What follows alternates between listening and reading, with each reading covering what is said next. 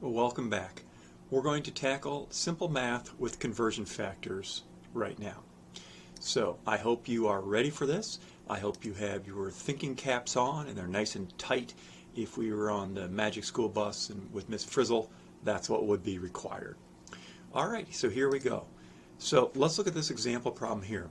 I have some rectangularly shaped object there. It has a length of 9.70 centimeters and a width of 4.25 centimeters. And perhaps what I want to know is find the area of the rectangle. Now I hope you remember the area of an object like this would be length times width. So the first thing we would do is come up with a formula. Area is length times width. Next we would substitute in the measurements. Notice I didn't say the numbers because the numbers wouldn't have units, and the units are going to be important for us to have the problem correctly solved. So even though you could type in your calculator and it would spit out an answer, you might write that down, that's not what I'm after when I'm looking at your homework or on a test. So instead, the area is equal to 9.70 centimeters times 4.25 centimeters. So you can do the first math, you do that in your calculator, 9.70 times 4.25, and you get 41.2. Now, perhaps you have more decimals than that. I'm using significant digits here. This first number contains, we'll learn 3 significant figures. The second one, this measurement, has 3 significant figures. So your final answer can be no more precise than the least precise measurement. Well, the least precise measurement has 3 significant figures, so our final answer will have 3 significant figures. Next, we include the unit. And what we have going on here is a centimeter times a centimeter. Now, you could leave it that way. That is not my preferred method. A centimeter times a centimeter is the same as a centimeter squared. So my preference would be you write 41.2 centimeters squared. If you want to box your final answer, great. So again, if I were to ask you a question like this, I would like to see the equation written out. I would like to see your measurements substituted into the equation, and then the final answer. Let's try another one. Let's convert 41.2 squared centimeters to squared meters, or meters squared. Alright, there's a common mistake that students make, and I'll see if I can demonstrate that for you so that you don't have that mistake. So the first thing we're going to do is write a conversion factor using dimensional analysis. How many squared meters, or meters squared, is equal to 41.2 centimeters squared? Now, what most of you probably know is there are 100 centimeters in a meter. And so you'd put your conversion in there and you'd write 100 centimeters in a meter, and you would say, well, I've got centimeters up here, centimeters down here. You'd type it in your calculator, 41.2 times 1 divided by 100. You'd get that answer, and you'd put meters squared because you know it needs to be meters squared. But you actually made a mistake. Centimeter squared and centimeter don't cancel, at least not completely. So that's the wrong approach. So let's see if we can figure out what we have to do. All right. The real answer, if you would have done this, would have been one of these centimeters canceled the square, so you were left with a centimeter times, it just would have been a messed up looking thing. So let's try this way. Can we agree that when you write centimeters squared, it's the same as a centimeter times a centimeter? Sure. So let's try this. How many meters squared is equal to 41.2 centimeters times centimeters? Now we put in our conversion, 100 centimeters is a meter. Notice that the centimeter on the denominator will cancel one of the centimeters on the numerator. If we stop now, our unit would simply be centimeter times meter. See, centimeter times meter. That's not what we want. We want the unit of the final answer to be in meters squared. So we're going to add a second conversion factor. We're going to add another one that says there are 100 centimeters in a meter. Now look at what happens. The centimeter way over here on the top and the centimeter way down here on the bottom cancel, like that. And now the only unit we have left is meter times meter, which is meters squared, which is what we want. So now we can do the math. 41.2 times 1 times 1 divided by 100, and then divided by 100 again because it's on the bottom, and we get our final answer, 0.00412 meters squared. This does have three significant figures. The first three zeros are placeholders. We'll discuss significant figures in a different lesson. The other way we could have written this with three significant figures is in scientific notation. We could have written it as 4.12 times 10 to the negative first, second, third. So 4.12 times 10 to the negative third meters squared. And again, we will practice working on scientific notation to standard notation in a different lesson. The other way we could do that, so this is one way. We'll learn in this class there's always multiple ways to solve a problem, and my answer to you is always the same, my response. Whatever way works for you that makes sense is the way I want you to solve the problem. Let's do it this way. We could say, by combining these two steps, we could say 1 meter over 100 centimeters and square that. See, what's 1 times 1? Well, that's 1 meter times meter, so 1 meter squared on the top. And then when you square each of these, 100 times 100 is what goes on the bottom, right? So that's a 1 with 4 zeros after it, 10,000.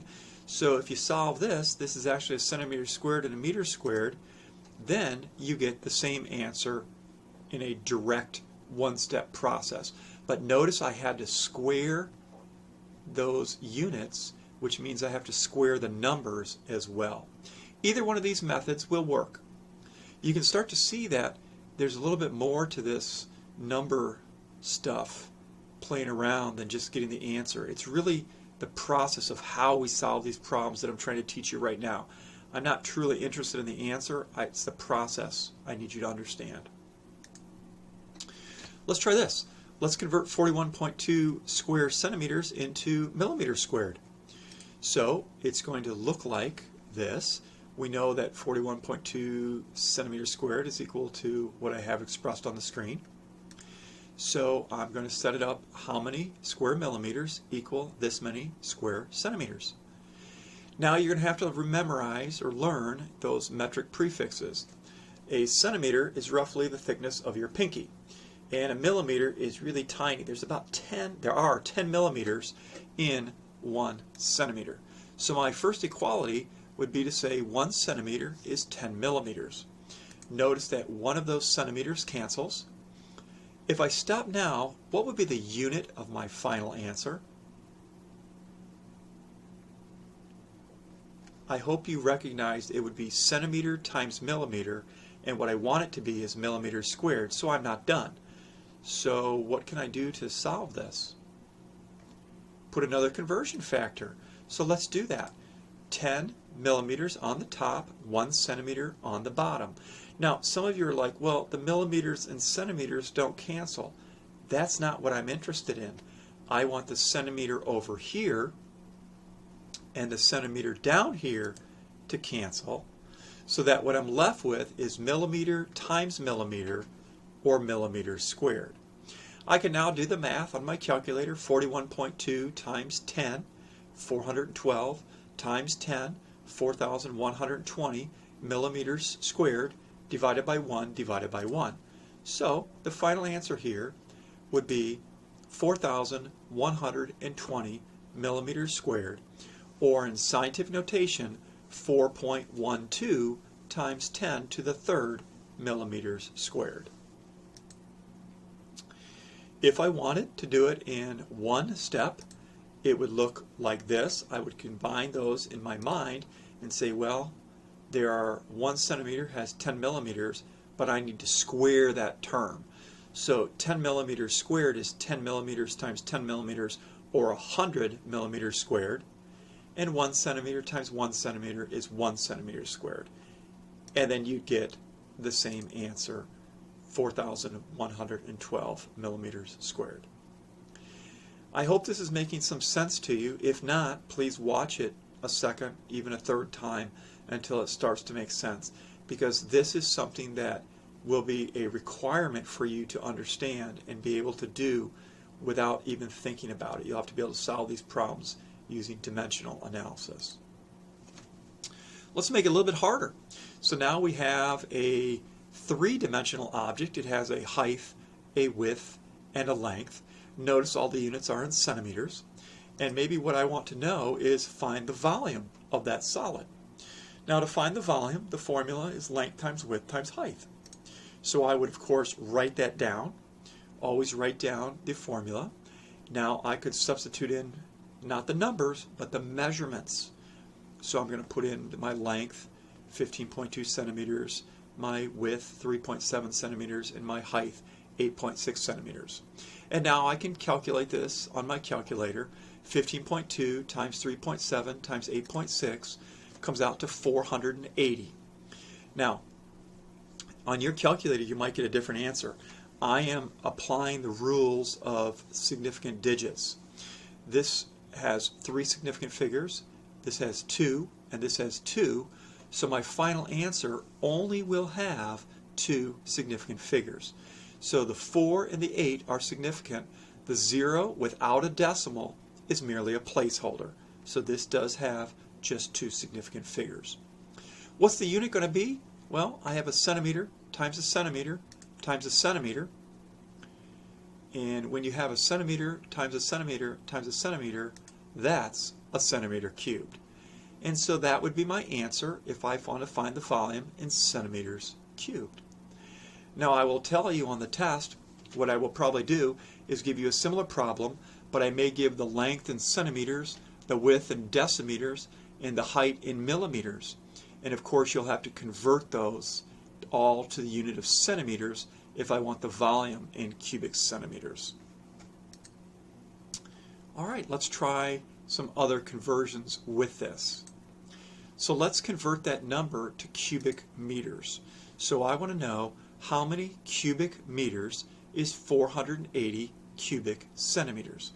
Now, that cubic centimeter, maybe you've heard of that before. Sometimes in a medical show, a doctor might say, give this patient 480 cc stat. A cc is a cubic centimeter. So it's the same as a milliliter of liquid. So that's about almost a half a liter of liquid, 480 cubic centimeters. If it's a liquid, we tend to use the unit milliliters. If it's a solid, we tend to use units like centimeters cubed. Sometimes people used to say, oh, that car's got a 582 cubic inch engine, right? But those were cubic inches, not cubic centimeters. And the bigger the engine, the more power that might have. Well, let's get on with our problem. We don't know a direct conversion between cubic centimeters and meters cubed. So we'll probably have to break this down and do it in parts. But we do know there are 100 centimeters in a meter. Does the centimeter go on the bottom or the top? It does go on the bottom. Why? Because we have centimeters here, we need centimeters down here. Now, in my mind, I don't have to write it out, but in my mind, I know centimeters cubed is centimeter times centimeter times centimeter. So I'm going to write that first one in, and I'm going to cancel one of the centimeters, like that. If I stop now, notice my answer would be centimeters squared times meter. Well, that's clearly not a meter cubed. So I need to do this again. So I'm going to put it in. Notice I'm not canceling the meter and centimeter here. Instead, I'm canceling this centimeter and this centimeter down here. So another centimeter goes away, like that. Now, if I stopped, I would have centimeter times meter squared for a unit. And I want meters cubed. So I have to do it one more time. 1 meter divided by 100 centimeters. Centimeter up here and down here cancels, like that. Now the only unit I have left is on the numerator, meter times meter times meter, or meter cubed. So now I can do the math. 480 times 1 times 1 times 1, divide by 100 equals, divide by 100 equals, divide by 100 equals, and there's my answer, that I get on my calculator.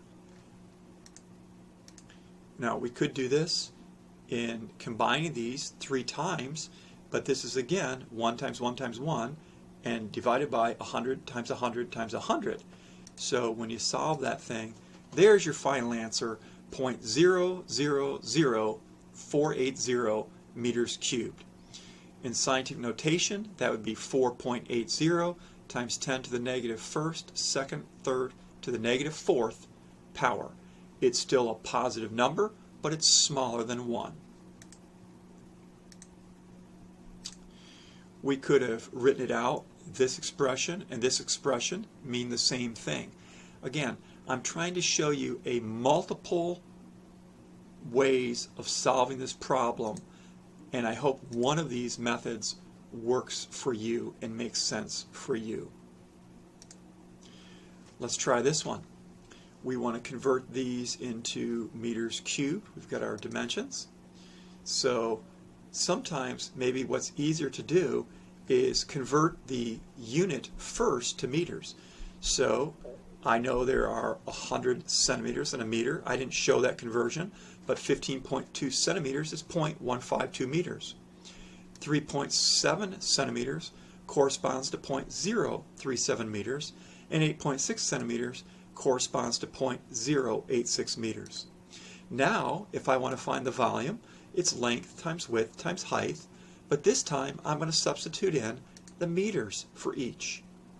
Now this looks a lot simpler, doesn't it? Because I take this number times this number times this number, and there it is, meter times meter times meter, and I get meter times meter times meter, or meter cubed. So if that's a simpler way to solve the problem, then that's what I want you to do. So I've tried to show you 4 different methods to solve that problem. I hope this is making some sense to you. I'll have you go ahead now and try to convert those into millimeters cubed. You can pause the video for a moment after you have solved the problem or given up. Come back and listen how to do it. Okay, welcome back. Hopefully you got that. Maybe we'll do that one together in class if there's a question. That way I can sort of see where the problems are happening. All right, let's just answer a few little questions. By what factor does a millimeter and a centimeter differ? Well, they differ by a factor of 10, because 1 centimeter is 10 millimeters. By what factor does a millimeter squared and a centimeter squared differ? Well, it's not going to be 10, is it? Now, we know that 1 centimeter squared means the same as 1 centimeter times 1 centimeter. That's 1 centimeter squared. And 10 millimeters squared is 10 millimeters times 10 millimeters. That's 100 millimeters squared. So the factor that they differ by, is 100. And if we were to do a millimeter cubed versus a centimeter cubed, I think you see the game. 1 centimeter times 1 centimeter times 1 centimeter is still 1 centimeter cubed. But 10 millimeters times 10 millimeters times 10 millimeters is 1,000 cubic millimeters. So they differ by a factor of 1,000. So it's very, very important to pay attention to those units. If you're a detailed person and you're neat and organized with your work, you will tend to like chemistry. If you tend to be a little bit messy and sloppy, I think that chemistry will help you get a little more organized. All right, we'll stop there for right now. I'm going to deal with scientific notation in a separate lesson for you. Thanks for listening, and we'll chat later. Bye-bye.